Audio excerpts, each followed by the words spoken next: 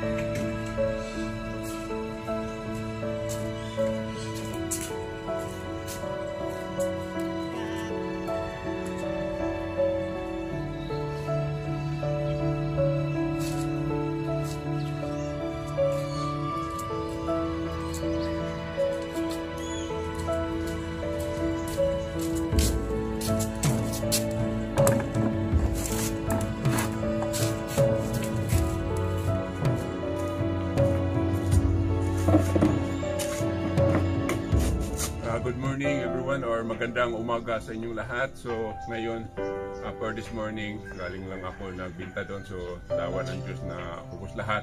Then ito ang hibiscus, Taiwan hibiscus. So dito nabali, then may sumulpot na isang stem. So ang gawin ko dito, lahat ng mga dahon dito sa taas is puputulan ko para yung nutrients lahat matanggap ditong sa baba. Then mas madali siyang lumalaki.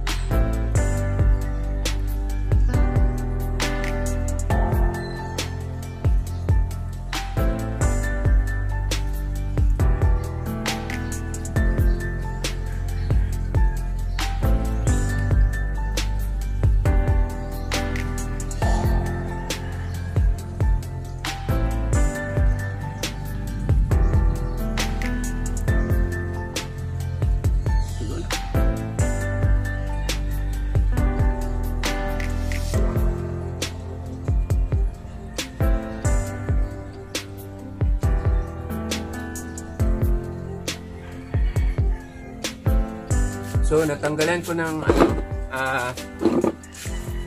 mga dahon dito sa taas. Pay na update. Para sa lisuksok.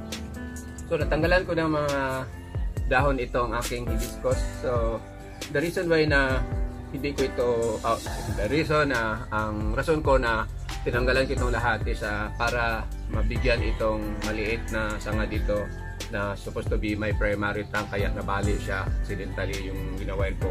So ngayon, kahit bata pa siya, ilagyan ko na ng wire, pero hindi ko puputulan ng dahon, hayaan itong lumaki tapos humabol dito sa secondary trunk itong dito. So time to time, upawon ako na siya o kalbuhin ko palagi sa taas. Then lagyan, then iwa-wire ko malaking wire.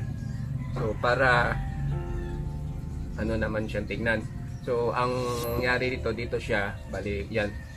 So ito dito yan lumabas ng paa niyan. So mas dako dire offside, malaki ditong banda. Yun. So just hope na singalan hani maging maganda ito. So okay na sana ito before. Kaya lang yung aksidente na bali itong portion na this one yung primary trunk ko. So nangyari is naging hindi na maganda kasi bakante sa ilalim na side.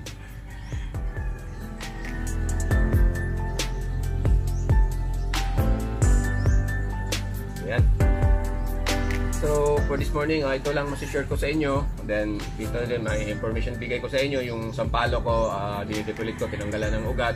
So, I think it's normal na ang nangyari is may mga sangang hindi lumalabas yung mga shot. So, bakante. So, yun ang problema sa ating bonsai material. Sometimes, sobrang pagtanggal ng ugat.